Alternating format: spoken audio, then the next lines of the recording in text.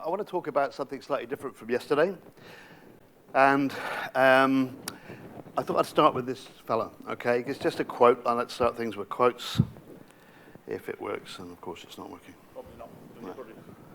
The flat one. Try that one. Cheers.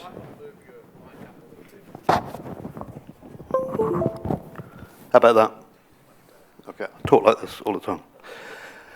Okay, so this is actually Carl Jung, and he said, as you can see, who looks outside dreams and who looks inside awakes. Now, there's a real reason for that. You'll see as we go past, as we go a little bit further on. So this talk then is entitled Looking In From the Outside.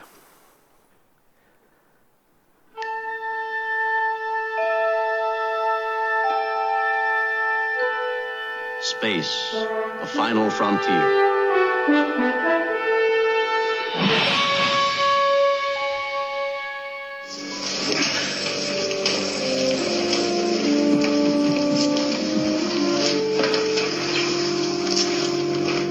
Pulse is almost gone. How is he? Severe heart damage. Signs of congestion in both lungs. Congestion in both lungs. Evidence of massive circulatory collapse. Massive circulatory failure. Who wouldn't want one of these? So it would make our job pretty easy, wouldn't it? The problem is, of course, we're not Bones McCoy and we're not Mr. Spock, and we don't have one of these. But we're trying to get a little bit closer. And this morning, what I want to do is just talk about not only what things may be happening that are taking us a little bit closer, but also why. And a bit like yesterday, why I think is one of the most important things that we should be talking about. So in 1896, this fella, right, Reva Rocky, came up with the sphygmomanometer. And that was used then continuously, and somewhere around the 50s and 60s, this sort of version of it was made, which has been ubiquitous for years, the sort of box with a bit of mercury inside. But fast forward to 2021, and we're doing exactly the same thing. We've got slightly different gadgets, but really what we're doing is measuring the systolic and the diastolic pressure. In 1942, with the bombers that were flying in the Second World War, Glenn Millikan developed the ear oximeter, and he did it to actually monitor the blood flow, obviously, in pilots who were flying at some height over Germany, etc. And a little bit later, the reflectance oximeter was developed instead of just the transmission oximeter. 2021, we're using the pulse oximeter, and we're looking at those numbers on the top. We're measuring the oxygen saturation just the same way.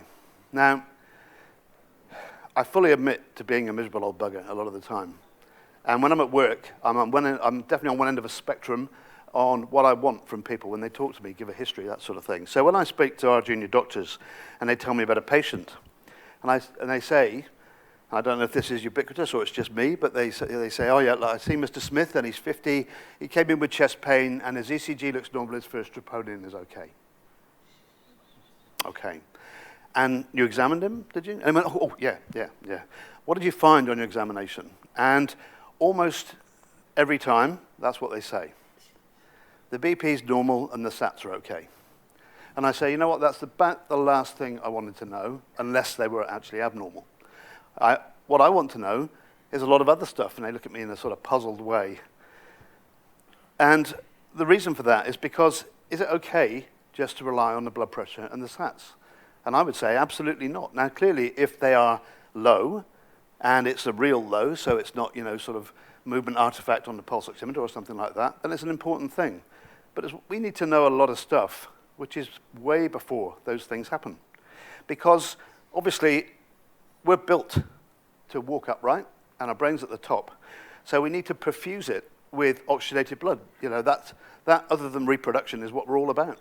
And to do that, we have to have an adequate blood pressure, and we have to have blood which is full of oxygen. So those things are maintained until the very end. So, but if it stops, of course, if we don't get cerebral perfusion, it's a catastrophe. If we have a cardiac arrest, for instance, we know that if you don't have high-quality CPR, that you have approximately a 10% per minute increase in mortality. At 4 minutes, we've got hypoxic brain damage. At 10 minutes, we're all dead. And the point of high-quality CPR, of course, is to multiply that time by 3 or 4 times so that we got time to get in with a defib, which is actually what saves a life. So what keeps the blood pressure up in the head? What makes us have a brain which is being perfused? Well, it's actually this, okay? It's a very clever business, homeostasis, all right? And homeostasis comes in various forms. If we're thinking about homeostasis, we maintain it outside of us. Other things that demonstrate homeostasis, well, you know, cooling somewhere down, having a basic air conditioning is a very simple way of trying to maintain homeostasis, but all it can do is cool things down. We can get a bit more clever. We've got, you know, sort of dual cycle heating, or we've got, you know, something that both warms and cools. That's a little bit more complicated homeostasis.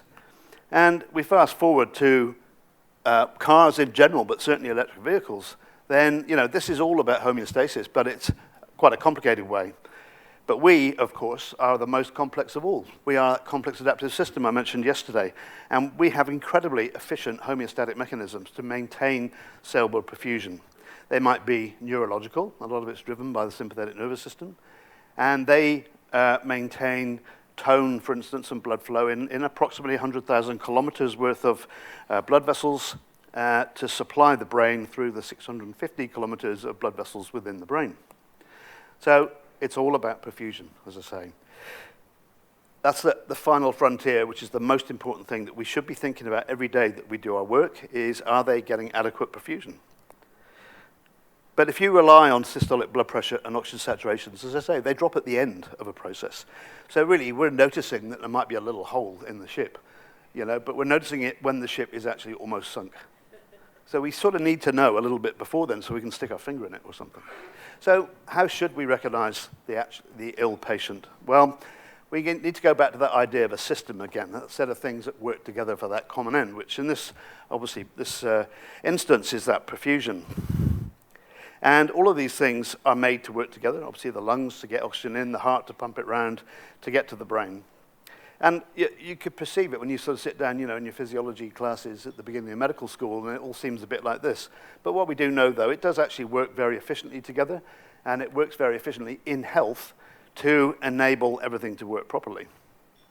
But the problem, of course, well, in actual fact, this is one that works properly. We know that kids, of course, unless they've got a congenital disease, are actually amazingly efficient. So their ability to compensate their physiological reserve is huge.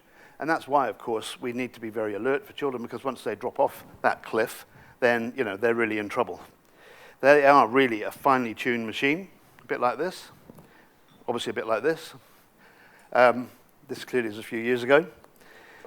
And unfortunately, though, what happens as we get older, or if we get chronic illness, our finely tuned machine degenerates a little bit, and it turns into something like this, or like this. So it's all this, our compensation, our continuation of cerebral perfusion really is based on our ability to compensate, our physiological reserve, which gets narrowed, as we say, as you get older or you get sicker. So the problem is, though, of course, is this compensation that our body does, it does it to keep things looking normal. And in that process of keeping things looking normal, it actually disguises the problems. It disguises the real picture. It's a problem, of course, because the people we see are heterogeneous, but a big proportion of them have got a time-dependent problem. And that means that we've got to recognize it early and then do something early. An example of this, I think, a classic example, is hemorrhagic shock. Now, this is a little bit dated now. This is the American College of Surgeons classification of hemorrhagic shock. And we know this is not exactly right anymore. But broadly speaking, what we're saying here is that, you know, things are kept looking pretty normal for a lot of the time, and it's towards the end that things drop off. So do we recognize it at this point? Often we do. When they've lost a couple of liters of blood, then the systolic blood pressure drops. That thing that people say, oh, it's okay, systolic pressure's okay. Should we recognize it now when they're very tachycardic and when they are sweaty and they're a bit obtunded? Or when should we recognize it? In a perfect world, we should recognize it here, of course. And this is a blood donation. Or it's actually normal. So how are we going to go about recognizing somebody, for instance, that has intra-pelvic or intra-abdominal bleeding, but they're at this point? And it's a bit of a challenge, isn't it? I just want to show you this, because this is from a surveillance camera.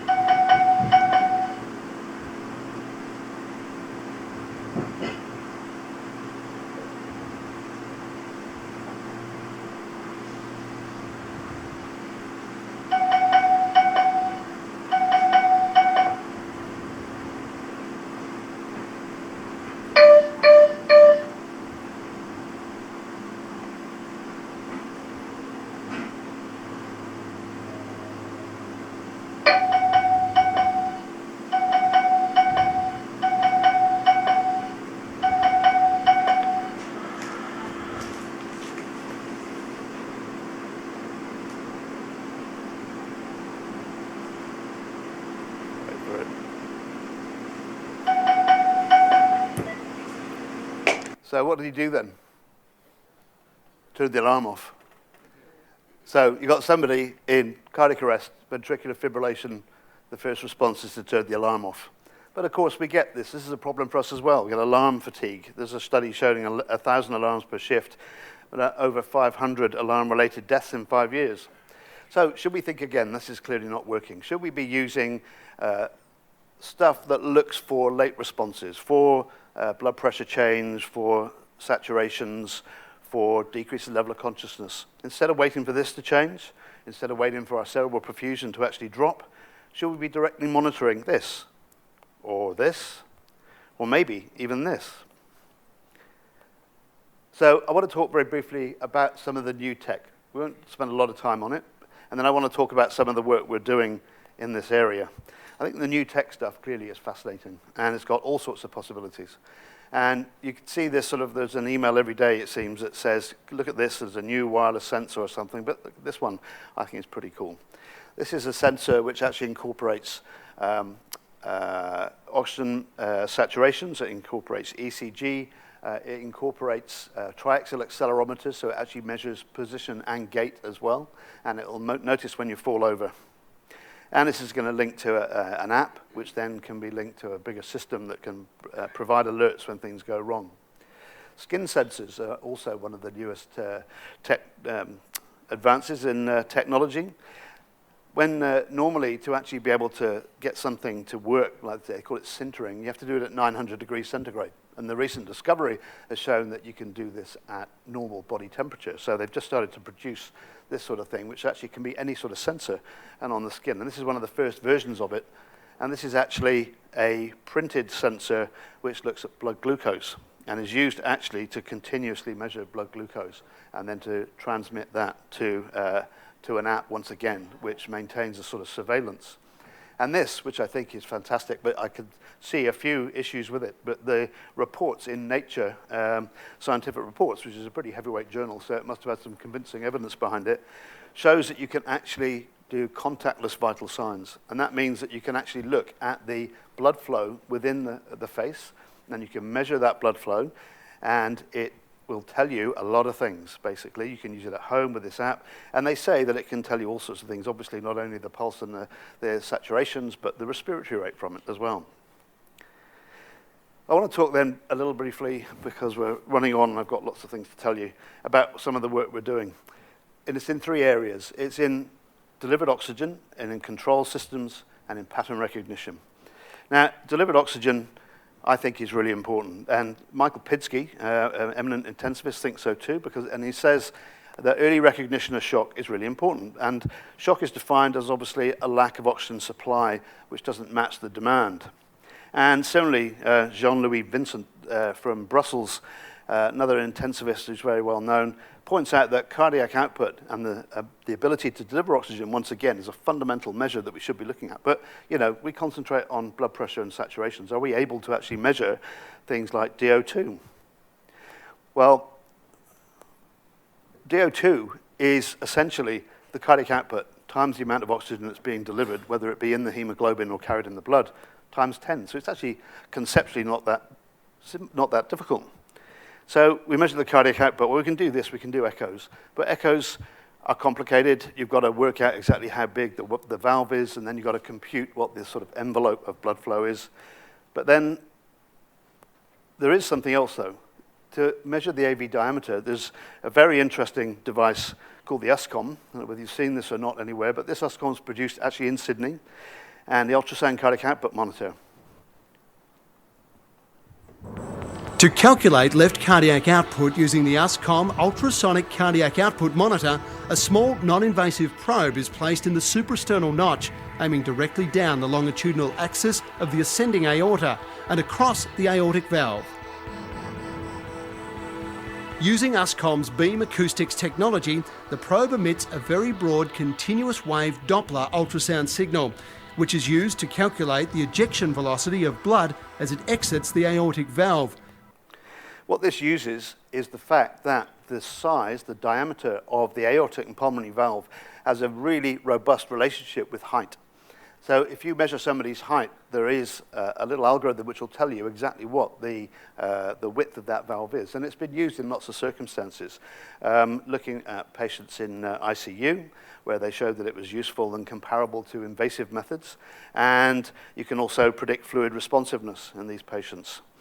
So what we're doing is we've got one of our PhD students, and he's looking at all these different patients with different problems, chest pain, trauma, respiratory problems, sepsis, and he is measuring the cardiac output in the emergency department. And then we're using the oxygen saturation, and we're using the hemoglobin from a venous gas to calculate the CaO2, and then we're calculating the oxygen that we're delivering for all of these patients.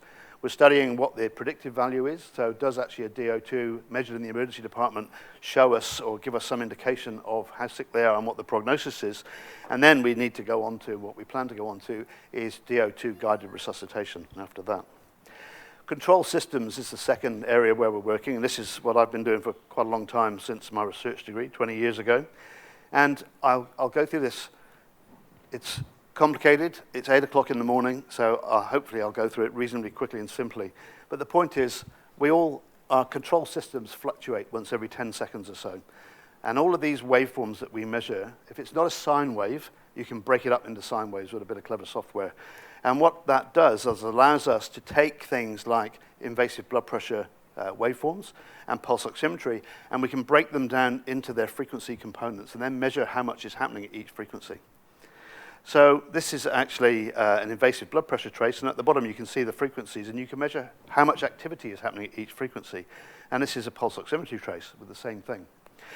And you can work out, as I say, how much power at each aspect of this. Now that big peak at the beginning there is actually a sympathetic nervous system, and you'll recall that that's the control system that makes us compensate for all of these things. If you stand up, your sympathetic nervous system makes your heart beat harder, makes it beat faster, and it gives you vasoconstriction to keep the blood up in the head.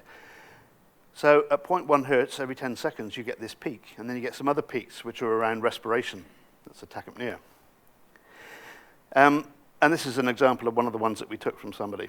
But you can also do the same thing with an ECG. You can take the distance between each QRS complex, the RR variability, calculate the same frequency components. So we can measure both central sympathetic nervous system function, and we can measure peripheral nervous function. And this is what we're doing. We're looking at cross-correlation between the two of those. This paper, we looked at basically patients with chest pain that's atraumatic with a normal 12 lead. And what we found that we were able to do was actually pick the ones who had the raised troponin. So this is a troponin negative. You can see there's not much there. And in this one, there's a lot of activity and there's a lot of sympathetic nervous system compensation. Now, that's not a precise thing. It's not race specific, but it is a marker that something is happening which we don't recognize from our normal ways of looking at things. This paper was looking at people in ICU, and it looked at at measuring the pulse oximetry and that ECG, and then they had cardiac output and SVR measured by the intensivists.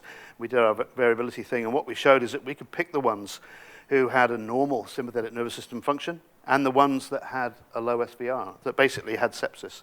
And we could pick up the ones whose lactate was raised. We use this sort of device, and we've got studies going on in chest pain, in abdominal pain, and in sepsis. So we have 500 people in each, we hope, and those, by the end of the year, we'll be able to publish those and essentially show that we can actually pick the patients who you wouldn't pick normally for being really ill. And the last thing I want to talk about is about pattern recognition. When you see all these numbers on the side, you know, they're okay. You can look at that on the screen now. Okay, 78, 80, 19, 121 over 81 with a mean of 89. It's all a bit complex, though, and people are not good. In fact, people are rubbish at looking at numbers, especially when they change. And of course, the numbers are always changing in monitoring. And you know, we saw that situation there when you have a system that tells you when things go wrong, but we ignore it all the time. What we are good at, though, is visual pattern recognition. And the reason that we're all here is because our ancestors managed to see this coming, right, instead of missing it in the bushes. And we have survived basically because of visual pattern recognition. And in fact, these studies showed that recognition of visual patterns is incredibly fast, and the processing speed is about 100 milliseconds. And various visual pattern recognitions have been used a lot in the past because we know that we can make sense of that in the best way. So going back to this, we've done a small study where what we did is take the variables and we plotted it on a radar plot and we normalized it, which means that circle in the middle is sort of is the normal value for everything. So we could get 1 times normal, 1.5 times normal, half normal, whatever. And what we showed was in septic patients who were being resuscitated that there was a typical shape in sepsis, and because the cardiac output was raised and the vascular resistance was decreased, as you know, in sepsis, and their rest rate was a bit raised, etc. And we were able to come up with a pattern which every single septic patient had exactly the same. So you look at it and you go, ooh, sepsis. And the nice thing as well, though, is as they got fluid resuscitated, it went back to normal. So you could look at that shape and you could not only tell what they got, but you could see the effect of your treatment as well.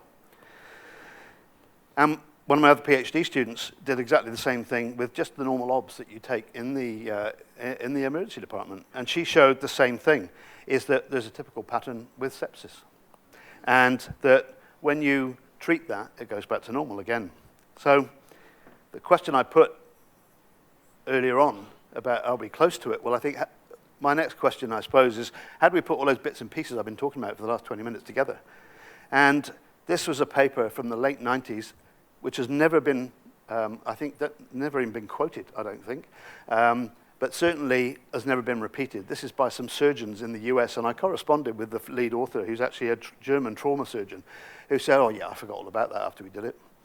And this paper, I think, is brilliant. It uses a lot of ICU level variables that we don't actually measure anymore, but it came up with the same thing that we've been doing. I didn't see this until after we'd done ours, but they actually did the same thing, and they found prototypical shapes for different diseases.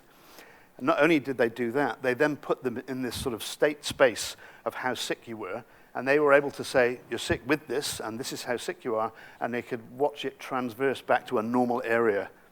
So with that sort of stuff, my question I asked at the beginning, are we close to the tricorder? Well, we're not that close, but we're a hell of a lot closer than we were only 10 years ago.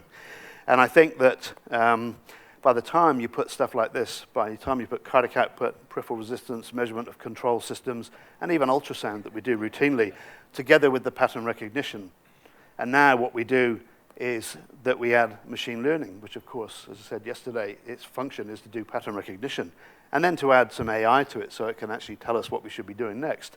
I actually think that we're almost there, and I don't think it's very long before the tricorder's there as well. Thank you very much. Thank you very much indeed for that very thought-provoking talk.